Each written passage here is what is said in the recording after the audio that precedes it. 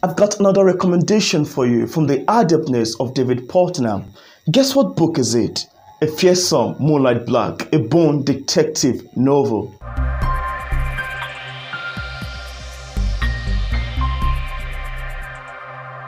Hi guys, welcome back to my YouTube channel and to the review of A Fearsome Moonlight Black, a Bone detective novel by David Putnam. I've been a fan of David Putnam's writing for quite a lot of time now. After discovering his book titled The Disposables, which I reviewed some months ago, it's quite amazing to discover this is new release, A Fearsome Moonlight Black, which is actually the first book in trilogy. David Putnam actually never disappoints. His works are fantastic and his storytelling techniques are ever dynamic. He's a writer that I so much admire his writing style, and he's an author that I've been following for quite a lot of time. If you're looking for a fantastic cop story, if you're looking for that fantastic crime thriller that will get you in the edge until you finish indulging your emotions in it, then I'm gonna recommend that you consider picking up David Putnam's book. You know, he had actually left the job, and as such, he's very good and talented writing a cop story. This book actually topped one of my most admirable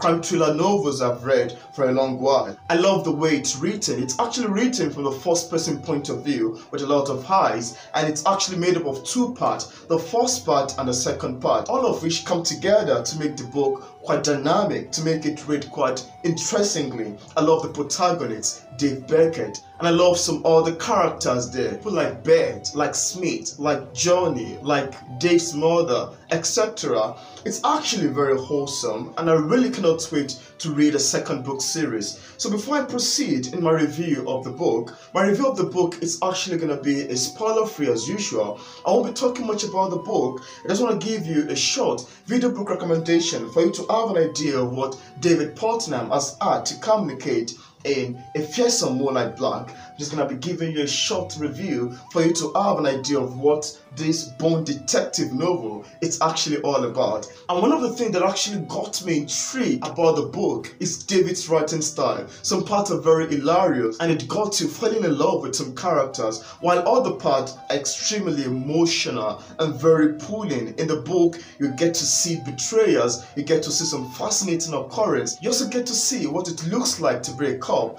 and quite a lot of other amazing features and qualities encapsulated in this single book. It is very wholesome. So I'm gonna read to you the synopsis at the back page of the book. Dave Beckett is a wide-eyed young man when he joins the police department in a small town in Southern California. His nephew allows him to believe in his word, a vision where the cops are the good guys, championing the right of the wronged.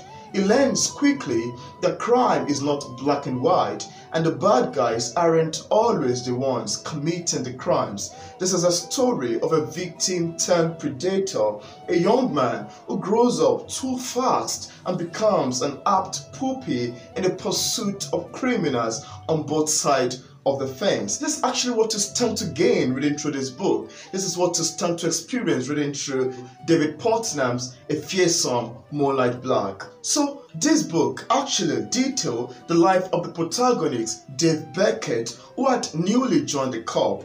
And you know, the first couple of chapters, the first chapter, the second chapter, and the third chapter talked about David's probation period as a cop, and here Dave is made to perform some operation just to make him fit in perfectly as a cop member. And because of that, Dave began to look forward to case for him to solve, just for him to pass his probation period and have him recognized as an official cop. Dave faced some challenges while trying to get all of this done, and oftentimes some people that he considers friends, even among the cop, turned out to be enemies of his eventually. But along the line, Dave actually began to get, cases about traffic, about accident, about people violating traffic laws. One of the cases that David solved here that really piqued my interest in the book is the case of the death of Alice Walker's husband, who was killed by his stepson. This part is actually very emotional, and it got me resonating if this is actually a real life occurrence, because actually reading through the author's note section towards the back page of the book, the author made mention that some parts actually are real, while some other parts are fictitious. Then come another amazing character called Bert Abercrombie, who happens to be Dave's crutch back then in high school. During his patrol moving from one street to another, from one state to another, and from one official call, from one part to another, he came across Bert, a lady who had been his crush back then in high school. And from here, they get together, they talked. And Dave here actually, in first instance, have the fear, did not have the courage to, approach Bert directly, and he's trying his best gradually to get into Bert because he really loves her, he really admires her so much. And on the other way around, I think Bert also had some kind of admiration towards David. So all of this proceed, and the novel keep unfolding in a dynamic manner. I also want to say that I love the characterization of Dave's mother here, especially during the scenario that Dave walked towards a particular accident scene, which was very ghastly. As the story unfolded, Bert and Dave began to come together, and Dave began to reveal his sort of admiration, his love that he secretly had towards Bert. Despite the fact that he knows that she's kind of with another guy named Cole. So here, there's actually a very sort of a funny scenario, a funny relationship actually, that I kind of think to my own perception that exists between Dave and Bert.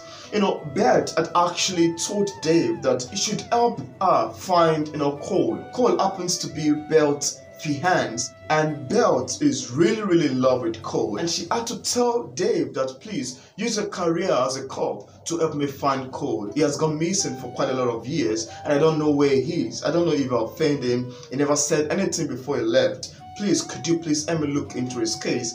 And from here, Dave, who had long been finding the opportunity, the avenue to get into Bert, now see the missing case of Cole as an instance, as an opportunity, and as an avenue for him to get into Bert. And from here, they began to see one another oftentimes, and Dave would always tell Bert where he had get to in his attempt looking for Cole. And on one or two instances, they come together, form some romance, and from here, the relationship begin to grow over and over again. Despite the fact that Bert and Dave had this sort of relationship ongoing, I wouldn't love to give too much away, but I would love to say that they eventually had a kid together.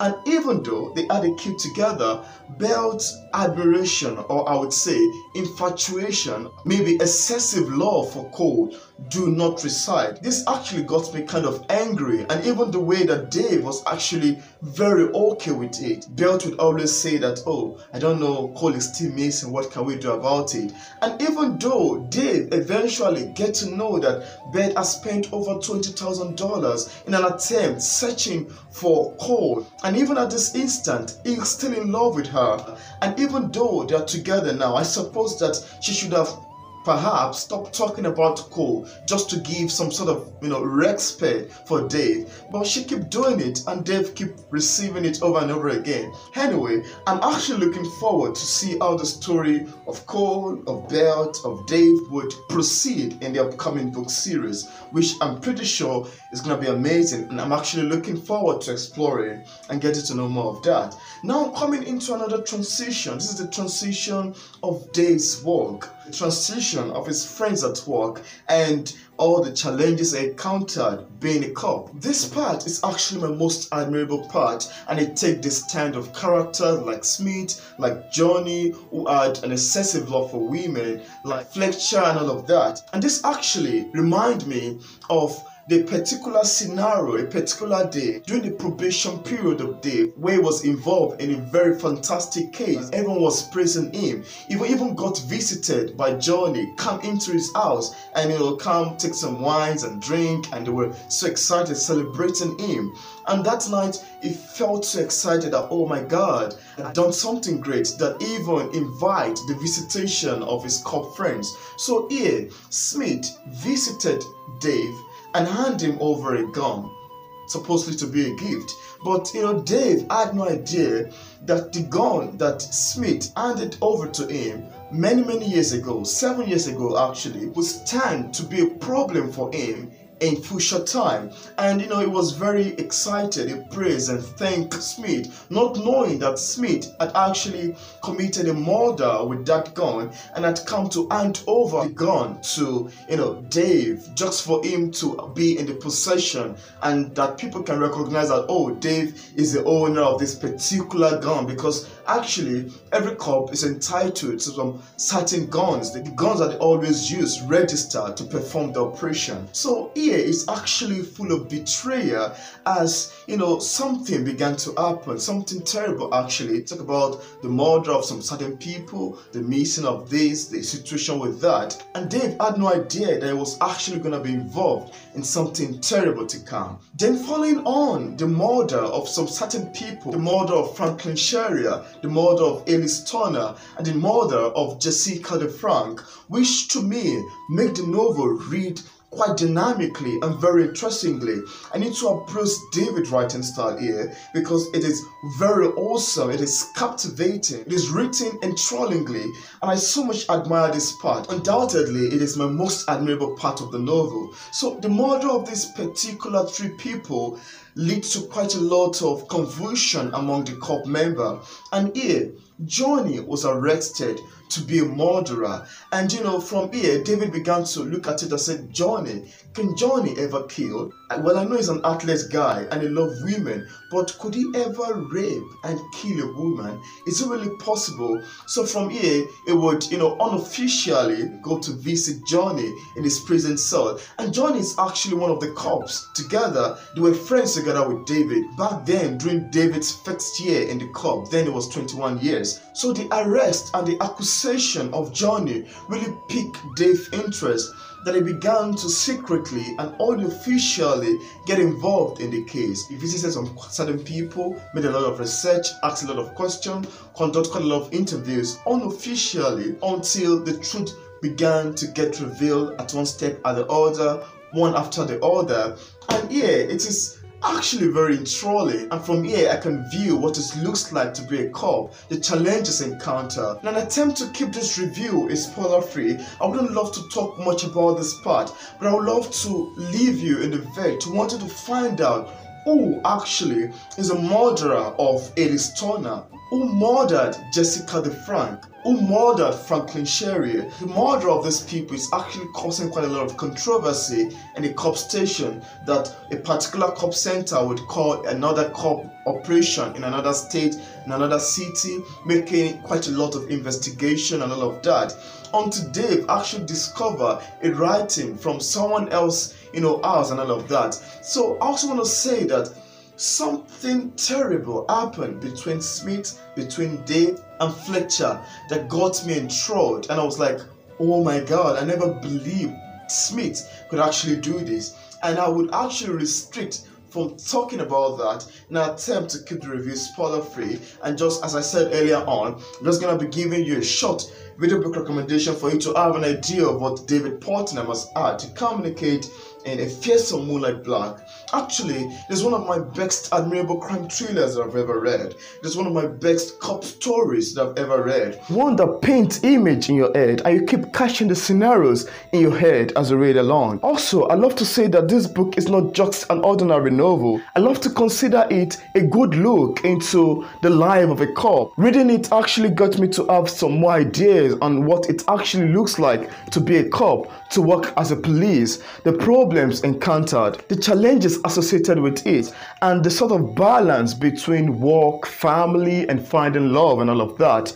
Actually, David Putnam has performed a fantastic job with A Fearsome Moonlight Black, one that is very enthralling to me and that I so much respect. If you would love to get a copy of this book, I left a link in the description part of this review for you to get a copy directly on Amazon. Like I said earlier on, I wouldn't love to talk more about it. I just want to give you a short video book review for you to have an idea of what David has had to communicate in A Fearsome Moonlight Black. So if you watch this video to this point and you're yet to click on the subscribe button, I want to urge you to please click on the subscribe button over there. Don't forget to turn on the notification bell so you can get notified anytime I release new videos. Thank you very much for watching my short video book recommendation of David Putnam's A Fearsome Moonlight Black. See you in my next video.